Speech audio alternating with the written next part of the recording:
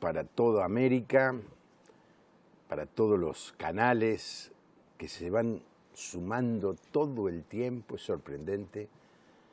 Cada vez hay más canales en más lugares que toman esta señal de Canal Luz, y nosotros allí a las 10 de la noche tenemos este lugarcito que disfrutamos tanto y esperamos que la audiencia también lo disfrute.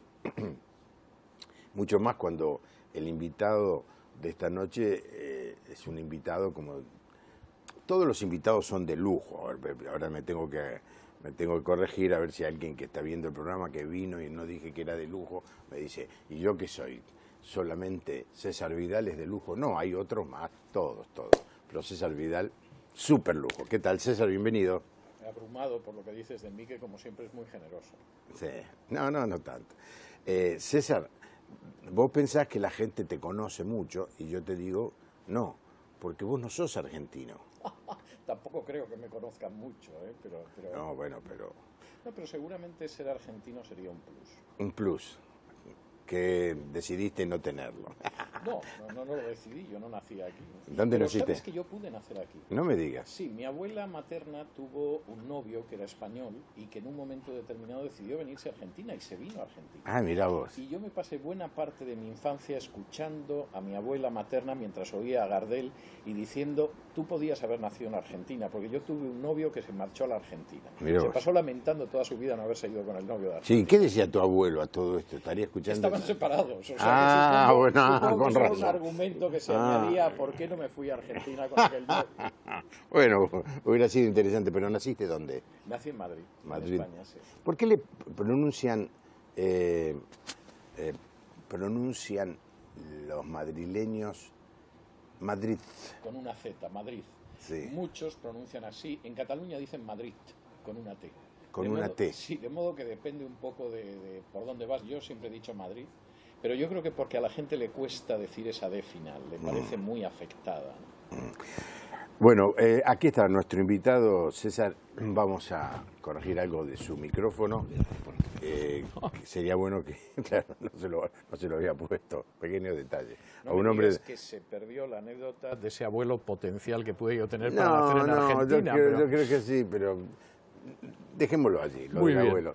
El WhatsApp para que usted nos llame y participe del diálogo con César Vidal es el 11-6041-3585. Allí está en la pantalla.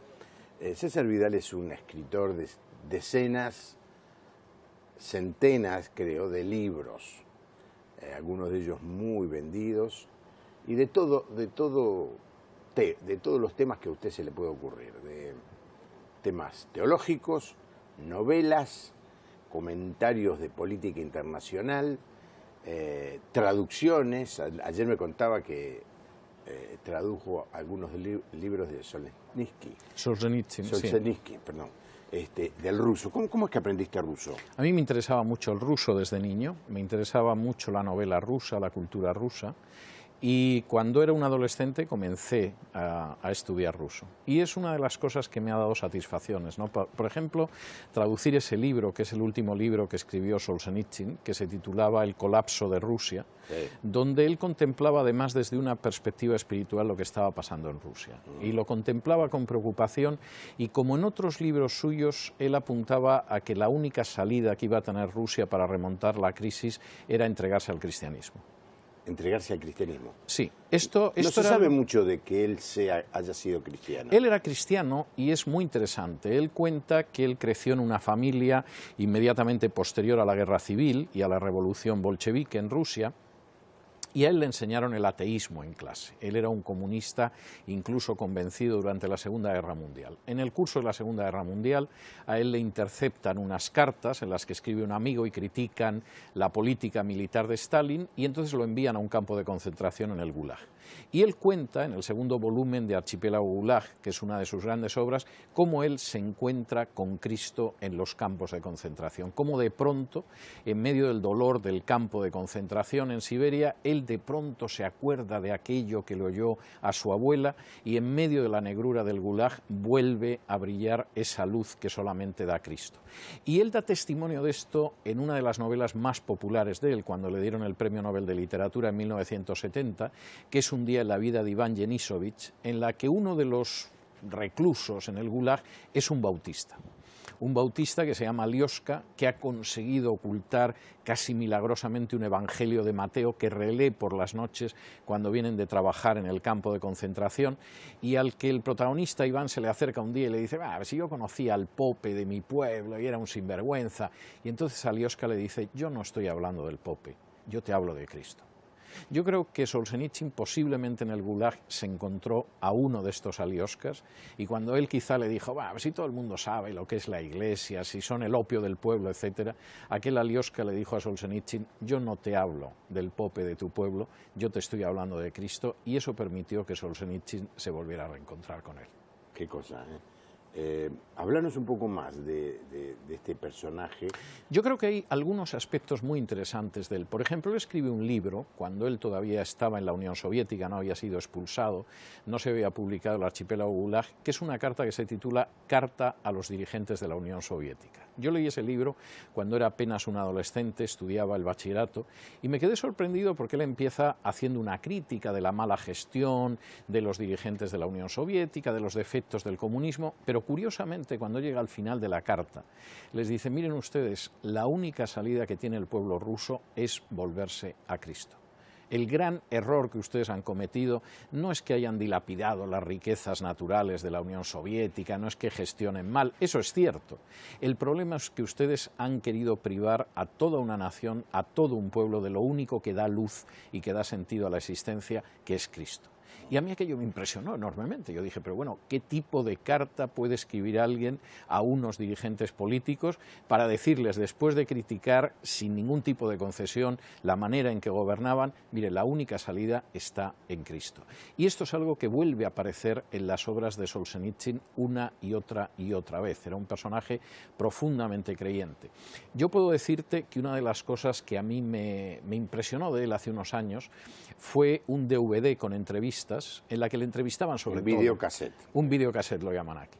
Entonces, en la que le preguntaban por todo: cómo escribe usted, qué dieta sigue, sigue una rutina de trabajo, etcétera. Y en un momento determinado él empezaba a hablar de Jesús, y cuando de pronto el entrevistador, sorprendido, un gran director ruso, le decía: ¿usted cree que hay otra vida? El otro le respondía: por supuesto que sí. Por supuesto que sí. Hay otra vida, se basa en la resurrección de Jesús, por supuesto que sí. Yo vi ese vídeo en ruso con una amiga mía que es rusa. Estábamos viendo la imagen. Ella no es creyente, pero en un momento determinado de aquella entrevista de pronto me dijo: este vídeo tendrían que verlo todos los jóvenes de ahora. De manera que incluso ella, que no era creyente, se daba cuenta de que ahí había un mensaje que tenía un enorme sentido y una enorme trascendencia. Yo creo que ha sido uno de los grandes escritores. Claro, fue tremendo la noticia cuando recibió el premio Nobel hace 48 años.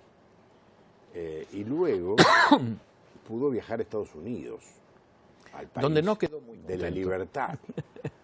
Y resulta que no quedó contento, ¿no? No, él no quedó contento porque su visión era espiritual, y esto mucha gente no lo pudo entender en Estados Unidos. Es decir, les gustaba el Solzhenitsyn que denunciaba las miserias, las crueldades, las insuficiencias del sistema comunista. Eso era maravilloso. Pero de pronto él llegó a Estados Unidos y empezó a decir: bueno, este sistema no es perfecto.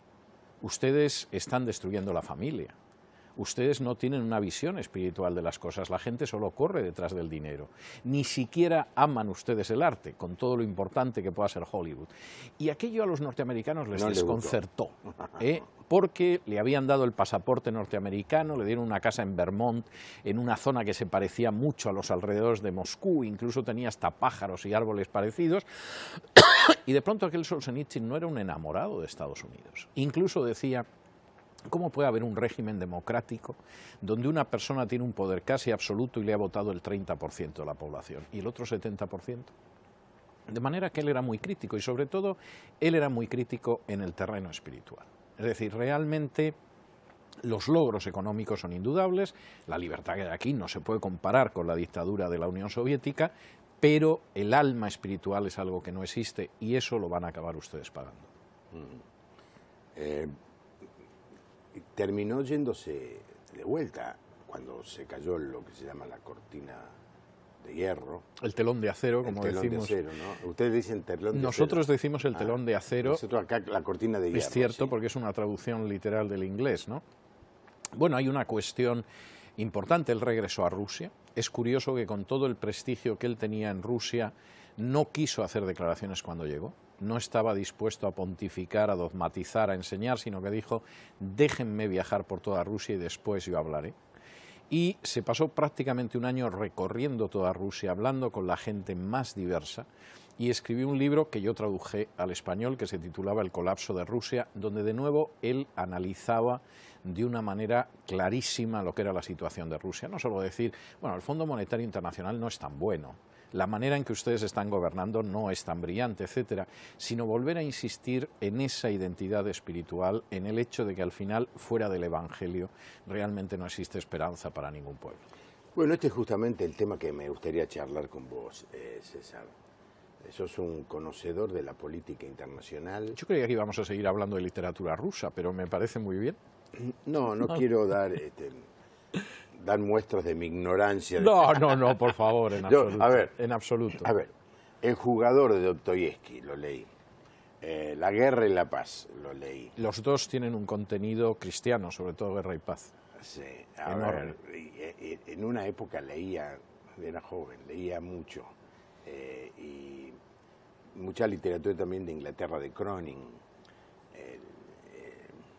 de Dickens. Pero ya me olvidé. Pero me quedaron cosas de Dostoyevsky, del jugador, ¿no?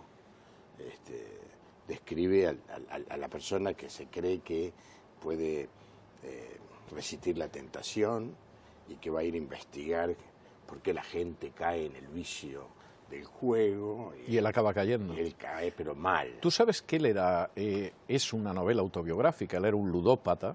Llegó a empeñar el anillo de boda de su esposa para seguir jugando a la ruleta y él acabó, Dostoyevsky, sí. Y él acabó dejando finalmente el juego fruto también de un encuentro con Jesús. Es decir, no le pudo ayudar ni su esposa, que era una santa, llegó a empeñar hasta la ropa de cama para poder seguir jugando, ni los médicos que lo trataron. En un momento determinado, él se encuentra con Jesús y eso hace que su última novela, sobre todo Los hermanos Karamazov, sea una novela extraordinaria, donde de nuevo vuelve a repetirse la idea de que sin el Evangelio Rusia no tiene futuro. Claro, cuando le dicen, Dios ha muerto, y entonces el personaje dice, si Dios ha muerto, todo es posible. Exactamente. Exactamente, esa es una de las tesis de Los hermanos Karamazov, donde aparece esa pequeña novela corta genial que es el relato del Gran Inquisidor, en la cual Cristo aparece en la Sevilla de la Inquisición española y el Gran Inquisidor inmediatamente ordena detener a Cristo y el Gran Inquisidor le dice a Cristo que no tiene nada que hacer en este mundo, que el mundo lo que quiere es vivir en manos de grandes inquisidores y vivir tranquilo. Y Jesús guarda silencio durante todo el relato y cuando acaba el relato uno se da cuenta de que en realidad el único que puede dar luz es Jesús. Se acabó toda mi sapienza de la literatura rusa. Hay gente que pasa por la universidad y sabe mucho menos de literatura rusa. Pondría mi mano en el fuego, te lo puedo asegurar. Después de muchos años de enseñar en la universidad, te lo puedo garantizar. Hiciste un comentario de la Inquisición y de que si Jesucristo volviera, el sistema religioso lo expulsaría. Y me viene a la mente una novela un tanto audaz y profana de Jardiel Poncela que se llamaba La Tournée de Dios. Sí. ¿Fue famosa esa novela? Esa novela ha sido famosa y de hecho todavía en mi infancia era una novela que se leía, como en general mucho de Jardiel, y Jardiel se sigue representando en los teatros de España. Sus novelas se leen mucho menos, pero sus obras de teatro se siguen representando y Jardiel era muy escéptico con este tipo de cosas. Es decir, él había vivido una época muy turbulenta en España y tenía una visión bastante escéptica de muchas cosas. Claro, él cuenta que, bueno, la Segunda Avenida se prepara, y por supuesto, ¿dónde va a volver el Señor? A España. Claro. Donde están los cristianos más santos. Entonces, ¿dónde va a ser? En una montaña. Entonces van todos con todas el boato, las uniformes, ¿cómo se dice? No uniforme, los hábitos. Los hábitos van allí y de golpe llega y Jesús está vestido con un delantal gris, así de un obrero. Contrastaba con todo lo demás. Claro. Bueno, mirá que me estoy acordando de que esto No, lo leí hace 50, 60 años Pero atrás. es totalmente cierto. Al final, si te fijas tanto en esos relatos de Dostoyevsky, de Solzhenitsyn, de Jardiel Poncela, podríamos citar a Tolstoy y a tantos otros, hay esa visión de que esa religión institucionalizada no es lo que predicó Jesús. Es decir, Jardiel Poncela puede que no fuera muy profundo, pero no era estúpido. Y hubiera dicho seguramente eso de que lamentablemente la casa de oración se ha convertido en cueva de ladrones. Y seguramente si Jardiel lo hubiera escuchado, hubiera aceptado esa parábola maravillosa que aparece en el Evangelio de Lucas, en la cual quien regresa justificado a su casa después de ir a rezar al templo no es un parús, un fariseo que está convencido de su justicia, de su cumplimiento de la ley, de que es súper religioso, etcétera, sino ese pobre publicano que sabe que somos pecadores, que sabe que somos indignos del amor de Dios, que sabe que no merecemos la salvación y que lo único que podemos hacer es arrojarnos a los pies de un Dios que es todo amor para pedirle que nos abra la puerta. Y que además ha demostrado que nos ama, y lo ha demostrado porque Jesús murió en la cruz del Calvario por nosotros. Y ese es un elemento que a mí me parece clarísimo y que incluso en mucha de esta gente llegó, en algunos casos, por supuesto, llegaron a aceptarlo. Es el caso de Tolstoy, de Dostoyevsky, de Solzhenitsyn. En otros, al menos, empezaron a intuir lo que era falso y la diferencia que tenía con lo verdadero, aunque quizá no llegaran a dar el último paso. Ahora, interesante las cosas que ellos decían de que el Estado ruso quiso anular la religión y no pudo, porque aún subterráneamente Sí. la Iglesia siguió funcionando y aún creciendo. Pero vino la libertad y ahora la Iglesia con libertad en Rusia está mejor o peor que cuando estaba No, perseguida. yo creo que está mucho mejor. Yo creo que en Rusia ha habido un crecimiento del Evangelio muy notable, quizá no tanto como en otros países, pero ha habido un crecimiento muy notable.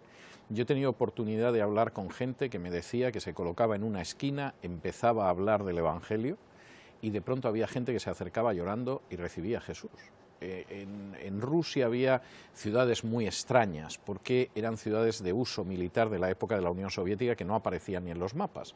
Entonces, cuando desapareció la Unión Soviética y reemergió Rusia, de pronto esas ciudades aparecieron y eran ciudades por ahí perdidas. Y la gente llegaba, predicaba el Evangelio y ha habido un reverdecer enorme. Yo creo que el Evangelio nunca se ha extendido tanto como en la actualidad. Y es bastante significativo. Al final, no solo de pan vive el hombre. Esa es una frase de la Torá de Moisés que Jesús repite enfrentándose a la tentación de Satanás, pero que fue el título de una de las grandes novelas de la época de la Unión Soviética, una novela de Dudinchev, estableciendo que el sistema soviético no podía saciar al hombre porque el hombre no solo vive de pan.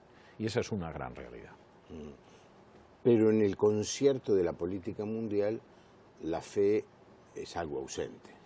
Yo no estoy muy seguro de esto y te voy a decir por qué. Cuando yo era un jovencito, cuando yo llego a la universidad, la fe era algo que iba a desaparecer.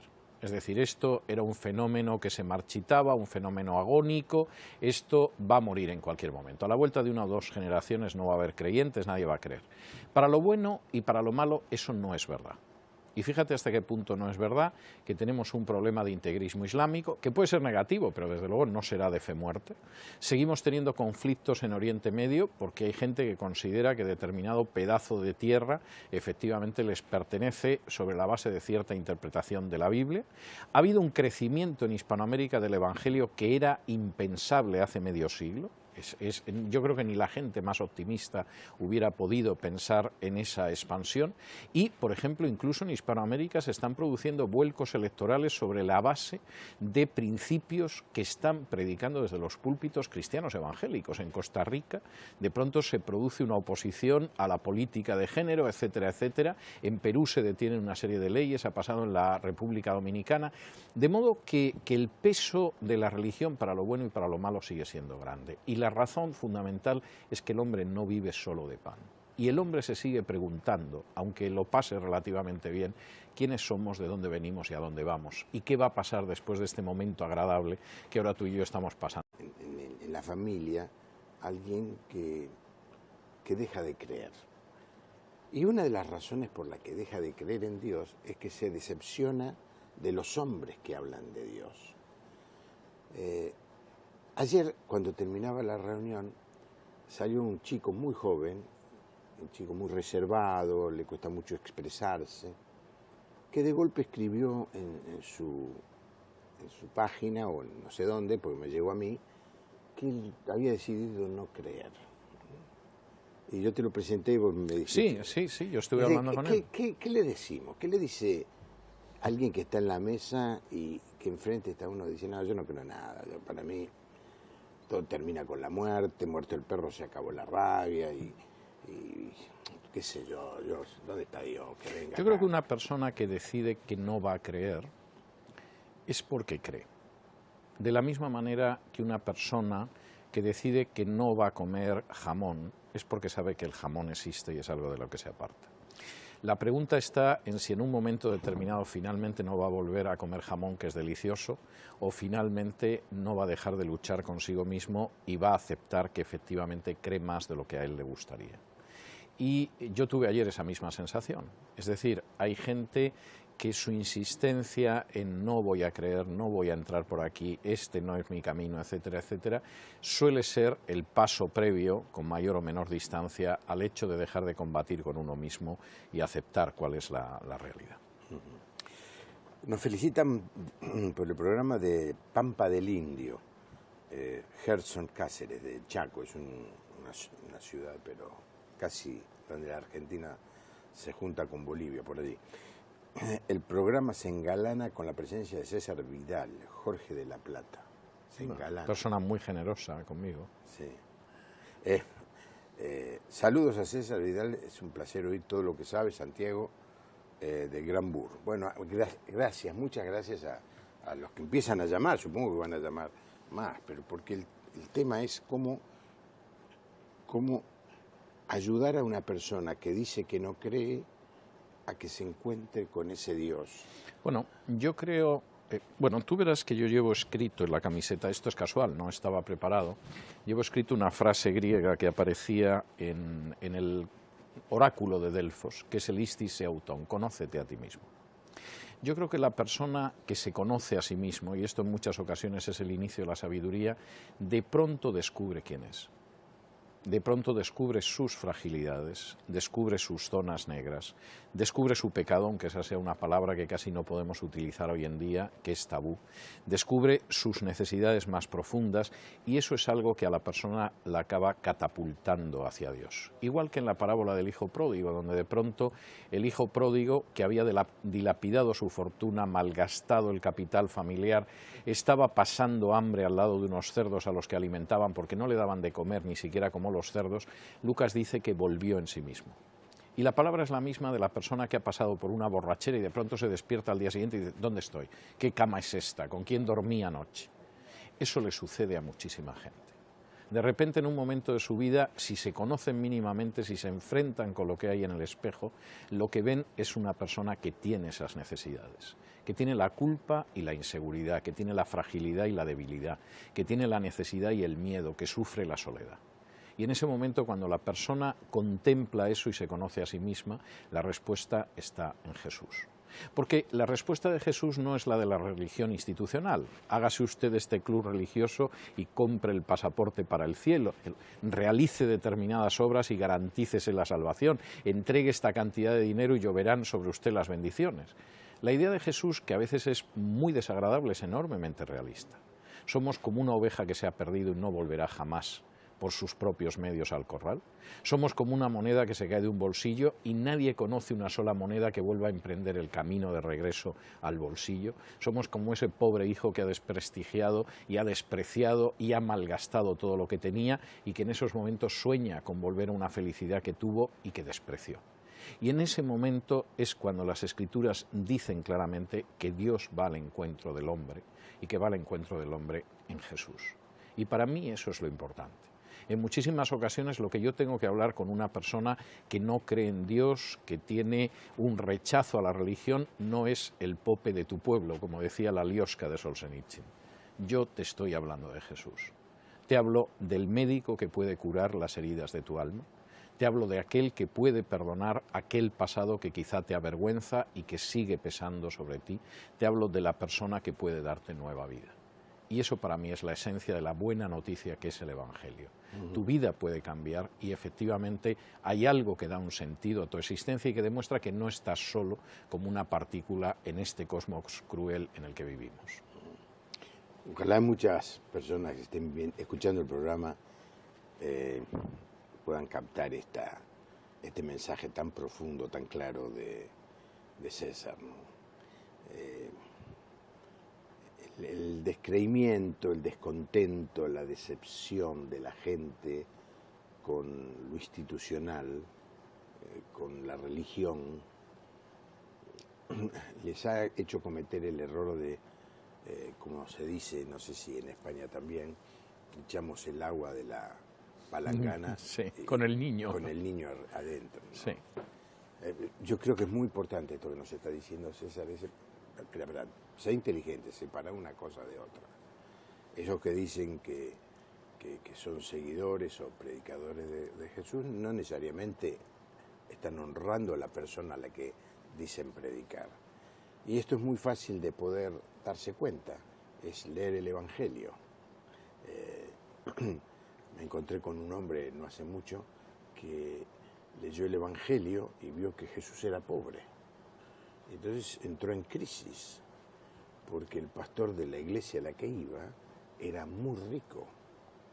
Y yo le dije, bueno, pero no hay ningún problema si el pastor hizo el dinero trabajando en negocios bien habidos, no hay ningún problema que sea rico. No, lo hizo siendo pastor. Entonces ya le produjo una reacción que no se había dado cuenta del detalle hasta que leyó el Evangelio. El mejor consejo que nosotros le podemos dar a una persona, cualquiera sea su situación espiritual, es lea el Evangelio, busque a Jesús de primera mano, no que le cuenten, que le digan que lo va a ver por Facebook o por la película cualquiera de Jesús, La Pasión de Cristo, lo que sea. No, lea el Evangelio y usted va a descubrir allí a una persona que hasta ahora no conoce.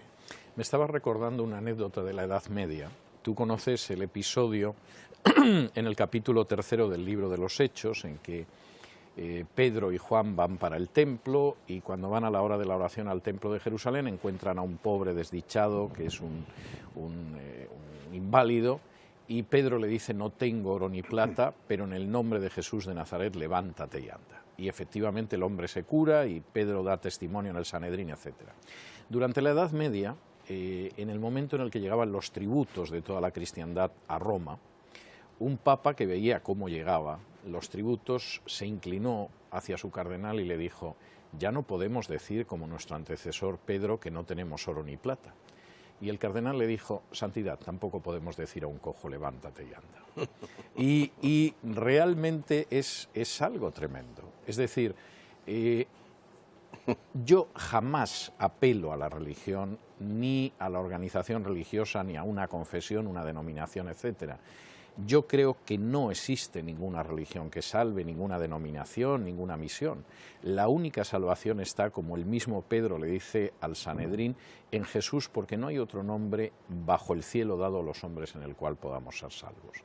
Y la gente a la que yo insto a que tome una decisión intelectual y espiritual es gente a la que yo le hablo de Jesús. Lo que tiene que conocer es el encuentro personal con Jesús. Hay una posibilidad de tener una relación personal con Dios, que va, por supuesto, mucho más allá de ceremonias, ritos o cosas parecidas. Y esa relación personal se da a través de Jesús. Y mi recomendación, incluso cuando hay gente que me dice, bueno, deme una lista de libros de teología que se supone que hay que leer, etcétera, etcétera, para mí la idea es: comience siempre por el Nuevo Testamento. Comience leyendo los Evangelios. Si todavía quiere que sea más concreto, empiece a leer el Evangelio de Juan. si ya queremos empezar de manera más directa con un libro del Nuevo Testamento, pero vaya al Nuevo Testamento, escuche lo que dice Jesús y reaccione frente a lo que escuche Jesús. Y el gran problema es que en muchas ocasiones eso ha desaparecido. Es verdad que el oro y la plata llega a los que predican en el templo, y los que predican en el templo puede que tengan el oro y la plata, pero ya no tienen ese poder en el nombre de Jesús para hacer que un paralítico camine ya. ¿Esa historia de dónde la sacaste? Es cierta, es de la historia medieval y está relacionada con un papa, es una historia auténtica. Y el cardenal seguramente era un cínico, pero acertaba, es verdad, el oro y la plata llegan, pero también es verdad que no podemos ya decir a un paralítico levántate y anda, y lo hace. Lo vemos de Juan Pujol, Corrientes, gracias. De Sausalito, Chaco, la familia de Anita, Héctor, Roxana. Bendiciones, soy Estela Maris desde Jujuy, viendo con mis niños. Mirá vos, a esta hora de la noche, David y Aarón, excelente el programa. Gracias. Gracias a los que nos llaman.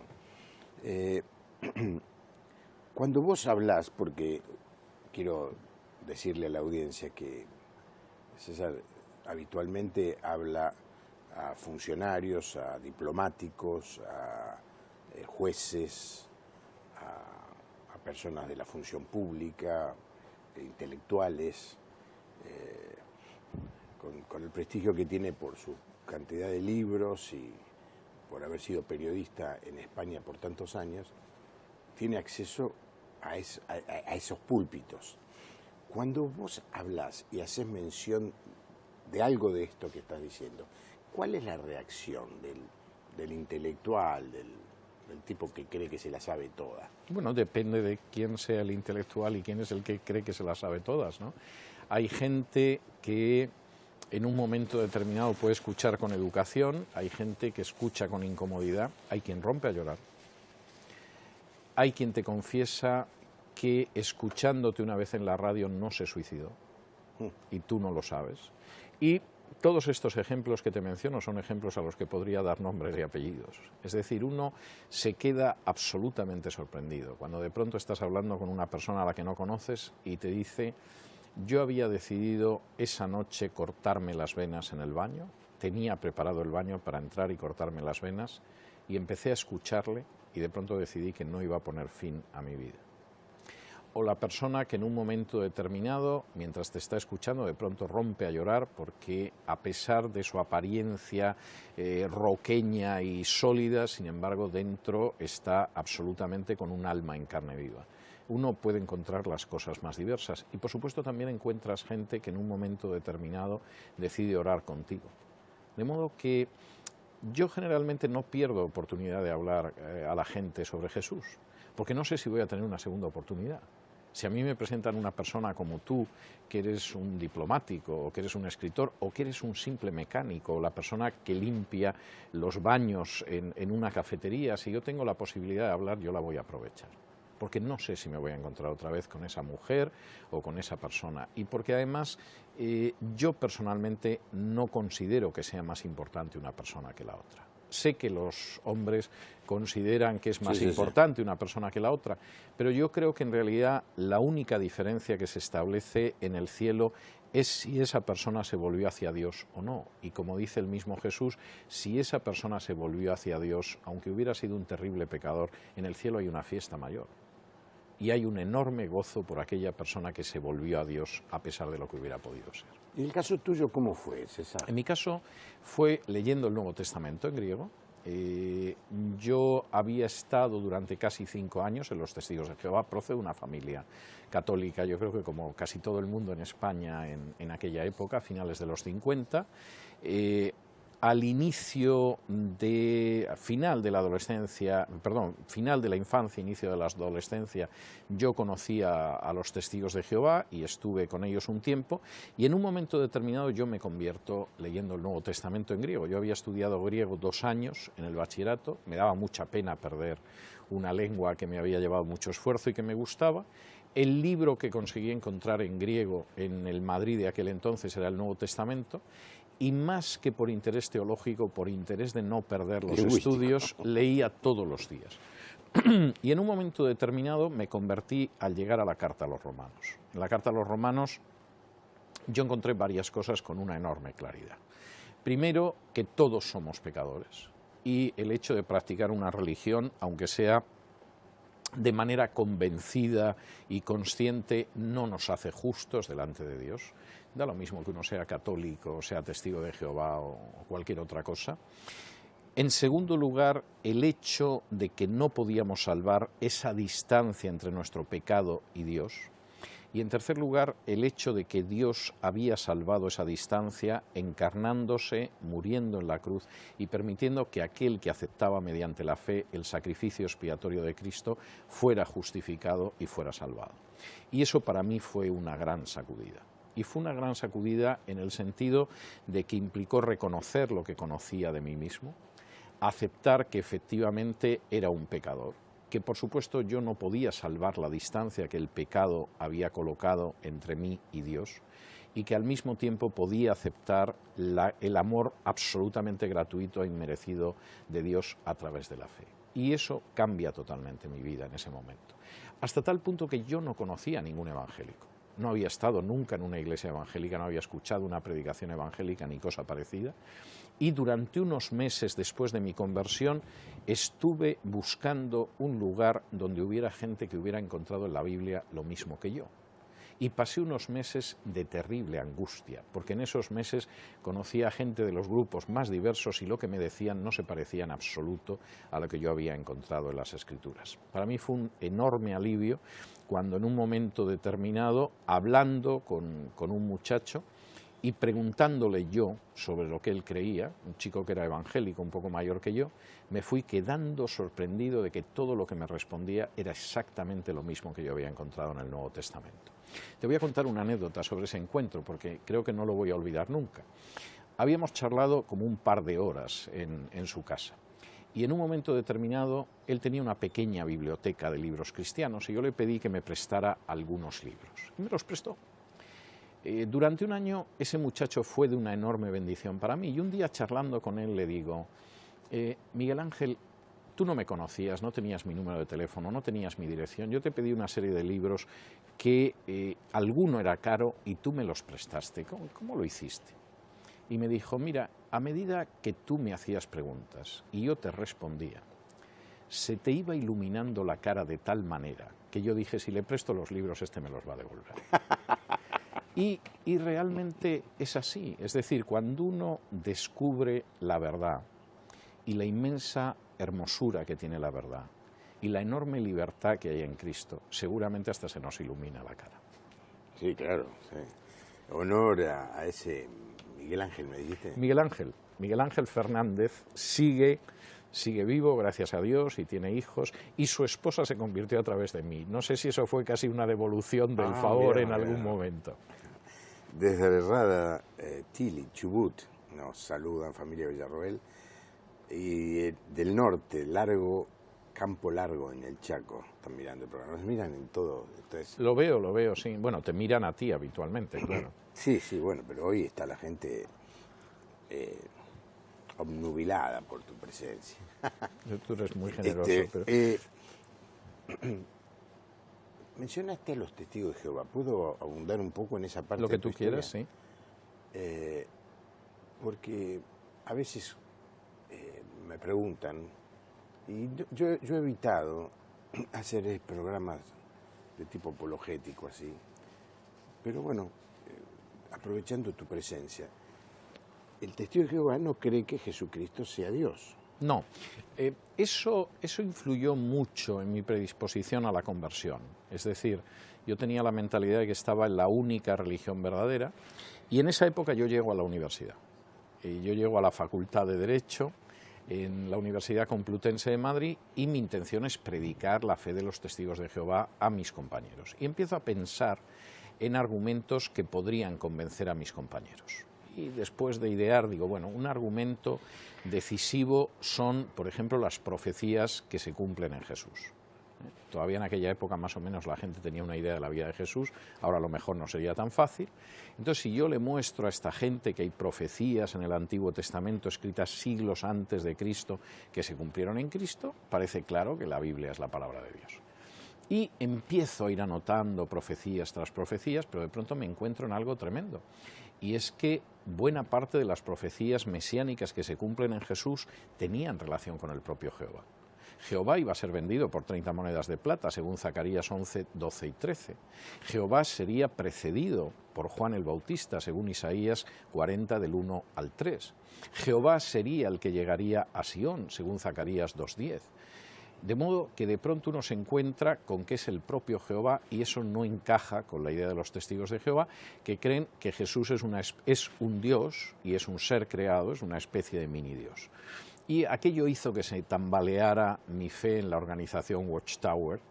Y hubo otro factor que también hizo que se tambaleara, y es cuando yo iba leyendo el Nuevo Testamento en griego, y de pronto yo encontraba determinados pasajes en el Nuevo Testamento y yo decía, esto no es posible, esto no encaja con la teología que a mí me han enseñado. Y cuando iba a la traducción de los Testigos de Jehová, la traducción del Nuevo Mundo, veía que habían falseado el texto y lo habían cambiado por una no traducción, por una versión que encajaba con su teología, aunque no era lo que decía el texto griego. Te puedo contar como anécdota que yo recuerdo un día, yo recuerdo dónde tenía colocado mi Nuevo Testamento griego en casa. Generalmente, cuando yo iba a la universidad lo llevaba siempre en mi cartera para leer por las mañanas, pero cuando llegaba el fin de semana yo lo colocaba en la estantería. En casa no sé por qué hacía eso, pero el caso es que hacía eso. Y en un momento determinado, yo recuerdo que estaba de pie delante de la estantería, saqué el Nuevo Testamento y estoy mirando, no recuerdo qué estaba buscando, y de pronto mis ojos caen en Romanos 9:5. Donde dice que Cristo es Dios sobre todo, bendito por los siglos. Amén. Cuando yo leo en griego el Christos on Theos, el Cristo el cual es Dios, el Cristo siendo Dios literalmente, aquello me causó una conmoción tal que yo tuve que sujetarme a la estantería porque pensé que me iba a caer. Y es uno de esos episodios que sabes que se te quedan grabados en la memoria, porque yo de pronto vi aquello en griego y aquello fue como si me hubieran dado un golpe en la cabeza y de pronto sentí que se me movía todo y tuve que agarrarme a la estantería porque vi que me desplomaba con la afirmación de que Cristo es Dios bendito por los siglos, amén, que aparece en Romanos 9:5. De manera que dejar los Testigos de Jehová no me resultó especialmente complicado, porque había llegado a la conclusión de que sus doctrinas chocaban con lo que decía la Biblia y que además para apoyar esas doctrinas el cuerpo gobernante de los Testigos de Jehová no había tenido problema en editar una Biblia con la traducción falseada, ¿no? Pero no sabía dónde ir y todavía no me había convertido. Y durante los meses siguientes primero fue encontrarme con Dios y con Jesús en las Escrituras, leyendo el Nuevo Testamento en griego, y después encontrar a otra gente que hubiera encontrado lo mismo que yo había encontrado, porque tengo que decirte que en esos meses yo hubo momentos en que estuve al borde de la desesperación, es decir, no encontraba a otra gente, yo decía, ¿y si yo mismo me he equivocado? No me puedo equivocar, la Biblia es muy clara en lo que dice, ¿y por qué no hay otra gente que lo haya encontrado? De modo que eso fueron unos meses de una enorme lucha, de una enorme zozobra, de mucho orar y de mucho seguir leyendo la Biblia. Hasta que te encontraste con este muchacho. Bueno, no, fue todavía más peculiar. En aquella época tú sabes que la gente escribía cartas. Sí. Esto ya es increíble. Con el WhatsApp, el email y tantas cosas, nadie escribe cartas. Pero yo escribía muchas cartas. Entonces yo bajaba la calle en la que vivían mis padres, iba a dar a una avenida, torcía a mano izquierda y llegaba a un edificio de correos y echaba las cartas. Pero un día, por eso de que estaba de vacaciones, tenía más tiempo, al llegar a la avenida, en vez de torcer a la izquierda dije, yo creo que hay un buzón de correos a la derecha, me parece haberlo visto. Voy a ir dando un paseo. Y había un buzón. Pero cuando yo echo las cartas y levanto la vista, veo enfrente, en la acera de enfrente, un local pequeñito donde ponía Capilla Evangélica. Y crucé, era un sábado por la mañana, había 2 hermanas limpiando el local y acepté volver al día siguiente a una reunión. Ahí conocí a ese muchacho y curiosamente el lunes siguiente a ese domingo, que yo fui al primer culto evangélico en el que no me enteré de mucho, me lo encuentro por la calle, me invitó a ir a su casa y hablamos durante 2 horas. Y ahí fue donde yo dije, he encontrado la gente que ha visto lo mismo que yo. No sé cómo lo han conseguido, pero ellos han visto en la Biblia exactamente lo que yo he visto en la Biblia. Qué emocionante, ¿no? Pienso hasta en esas señoras que estaban limpiando, que se quedaron muy sorprendidas, porque nadie entraba en una iglesia evangélica. Y yo recuerdo que entré y les dije, ¿cuándo tienen ustedes reuniones? Sorpresa total.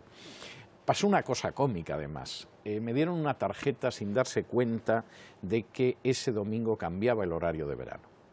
Y entonces, en vez de empezar el culto a las 6:30, empezaba a las 6. Yo, con esa buena costumbre que tienen los testigos de Jehová de llegar antes de la hora al Salón del Reino, a las 6 llegué y vi que no había nadie.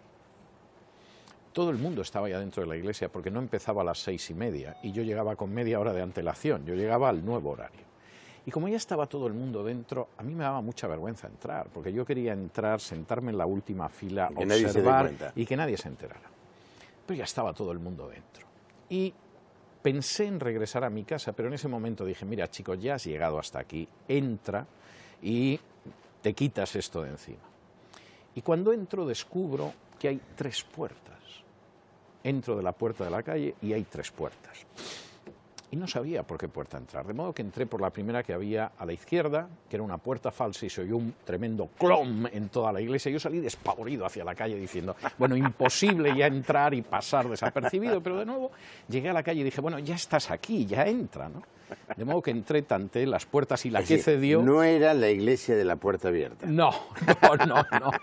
Era la de las 2 puertas falsas, por lo menos, pero tanteando las puertas ya una se abrió, yo me senté al final.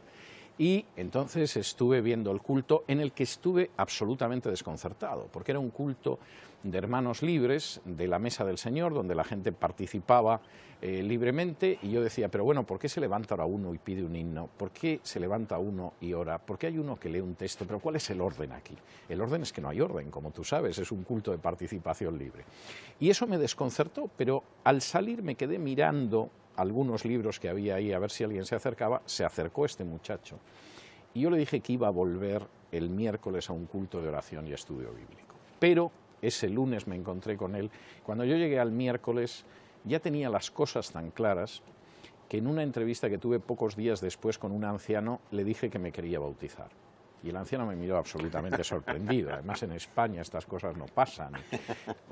¿Cree usted que debería pensar? Pues es que lo tengo muy claro. O sea, yo ya conocía esto antes de conocerles. O sea, ahora he conocido a gente que cree lo mismo que yo he visto en las Escrituras. Yo me bauticé a finales de ese año. Qué cosa, ¿eh? ¿En qué librería de Argentina puedo conseguir el Nuevo Testamento interlineal? Yo creo que casi en cualquier librería evangélica es posible que, no sé si las sociedades bíblicas quizá lo tendrán, pero en cualquier librería evangélica se lo pueden encargar. Lo ha publicado Thomas Nelson, es un Nuevo Testamento interlineal griego-español, es mío. Y es un ¿Escribiste el Nuevo Testamento vos? Sí, bueno, el Nuevo Testamento no lo escribí, pero sí lo traduje. Es una edición del Nuevo Testamento en griego, el texto griego original, ¿y la traducción? Con una traducción interlineal, palabra por palabra en español, una traducción al margen, y luego hay una serie de notas, sobre todo explicando las palabras en griego. Está publicado por Thomas Nelson, ahora mismo es una reedición de la primera edición, y como es de Thomas Nelson, cualquier librería evangélica lo puede encargar. Sí, desde Concordia nos están viendo, desde Masía, también Entre Ríos, desde Mendoza, bueno, de todos lados, están son puras elogios, ya está. Ya lo elogié demasiado. No, en exceso. Con seguridad que sí. Con seguridad que sí. Hay una cuestión que me gustaría enfatizar, Juan Pablo, y no querría que nos despidiéramos sin decirla, porque para mí es muy importante y además marca totalmente un antes y un después en mi vida, yo lo he dicho muchas veces, y es la necesidad de leer la Biblia. Yo sé que hay buenos predicadores, yo sé que hay buenos maestros, yo sé que hay buenos seminarios y buenas facultades de teología y muchas bondades en este sentido, pero nada sustituye el contacto personal de una persona con la Biblia. Yo no tuve un pastor orientándome teológicamente, no escuché a un evangelista en una cruzada, no había leído libros de teología, pero lo que a mí me lleva al final a Jesús es la lectura de las Escrituras. Y lo que tú hablabas antes, yo creo que lo mejor que efectivamente se puede recomendar a una persona es que lea su Biblia. Si no conoce a Dios, porque lo encontrará. Y si lo conoce, porque la única manera de crecer y de ir recibiendo luz en su quehacer cotidiano es a través de la Biblia. Y eso creo que nunca llegaré a enfatizarlo lo suficiente. No, permanentemente estoy enfatizando esa necesidad. Lucho, como me pasa conmigo mismo y con muchísima gente, con un enemigo, que es la pereza. Pero es muy sencillo, porque fíjate, una persona que todos los días lee 2 capítulos del Antiguo Testamento y del Nuevo Testamento, que son apenas unos minutos, es el tiempo que pierdes viendo los resultados de la Liga de Fútbol, mucho menos tiempo. En un año ha leído 2 veces el Nuevo Testamento y ha leído la Biblia entera. Y son 2 capítulos del Nuevo y 2 capítulos del Antiguo diarios. Es algo que apenas ocupa tiempo. Al final no es una cuestión nada más que de voluntad. Sí, no, absolutamente de voluntad. La pereza incluye la falta de disciplina también. Pero cualquiera que nos esté mirando es disciplinado, come todos los días. Por ejemplo, duerme todos los días. Es posible que se afeite todos los días, además. Si es una mujer, se somete a terribles torturas en el terreno de la estética. Sí, o sea que es y de golpe le estamos diciendo, mirá, tu vida puede depender de que le dediques unos minutos a leer la Biblia. Y yo recomiendo aún más, con todo el avance tecnológico que hoy tenemos, es que, ¿me permites? Sí. César tiene el celular acá. Hay versiones de la Biblia que lo podés escuchar. Además. Porque estás manejando el auto, no es correcto, no es conveniente ni aconsejable que leas la Biblia mientras manejas el auto. Pero podés ir escuchando. César insinuó el Evangelio de Juan. Búscalo. Si no sabés, muy fácil. Esto es muy fácil. Preguntale a un nieto tuyo, te lo pone, seguro. Y te vas a dar cuenta que es simplemente apretar la pantalla un par de veces y vos tenés en tu oído el Evangelio de Juan. Y lo escuchás otra vez. Y la palabra de Dios tiene poder. Totalmente. ¿Cómo es la espada que separa el alma del espíritu, porque es la palabra de Dios, es así. Y efectivamente la gente encuentra cosas en la palabra de Dios que en muchísimas ocasiones jamás lo pensó. Yo creo que es un desafío que a mí me gustaría que la gente que esté viendo este programa asuma, que lo recoja y que realmente lo convierta en realidad. El desafío de encontrarse con Dios en su palabra, porque va a encontrar cosas que no ha pensado que pudiera encontrar. Va a encontrar el remedio a la soledad, va a encontrar la respuesta al dolor, va a saber que su vida tiene un sentido y sobre todo puede llegar a tener un encuentro personal con un Dios que es un Dios de amor. Ojalá que este programa, César, produzca eso en esa persona que está alrededor de la mesa y que ve la fe de sus familiares, pero le cuesta mucho tener fe. ¿Cuántas veces te han dicho, yo quisiera creer, pero no puedo? Lo he escuchado en alguna ocasión, pero yo personalmente tengo muy claro que cuando una persona está en esa situación ya ha empezado a recorrer el camino. No sé si va a llegar hasta el final, pero está en los primeros pasos. La fe viene del oír. Exactamente. La palabra de Dios, de leerla.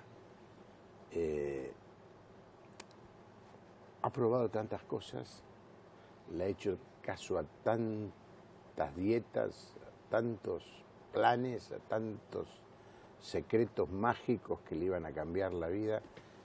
¿No le parece que es un buen momento para darle la oportunidad a la palabra de Dios? Usted no tiene que hacerlo públicamente, no se tiene que enterar nadie, es usted y el mensaje que Dios nos ha dejado. Es un gran desafío, pero quizá como resultado de este programa, César, más de un televidente está tomando la decisión, me voy a poner a leer la Biblia. Bueno, para mí no sería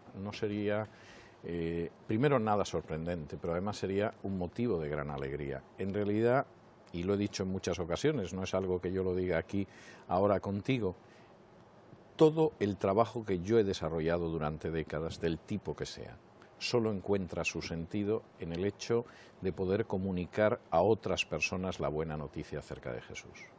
Y eso incluye desde los libros que yo he podido escribir de literatura infantil a las novelas o los estudios historiográficos, no hablemos ya de libros que tengan que ver con la teología. Para mí, mi vida tiene sentido en la medida en la que yo puedo dar un testimonio acerca de Jesús. y lo otro son simplemente instrumentos que me permiten avanzar en esa dirección, pero son simples instrumentos, no son fines en sí. Gracias, César. Ha sido un enorme placer estar aquí, como siempre.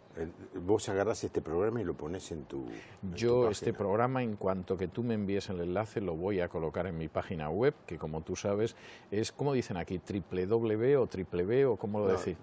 Yo digo siempre www. Lo que decís vos es un error ortográfico. www.cesarvidal.com es mi página web. Ahí estuvo saliendo. Y ahí colgaré esta entrevista. O a mí me cuelga. Bueno, gracias, César. Fue un gran placer.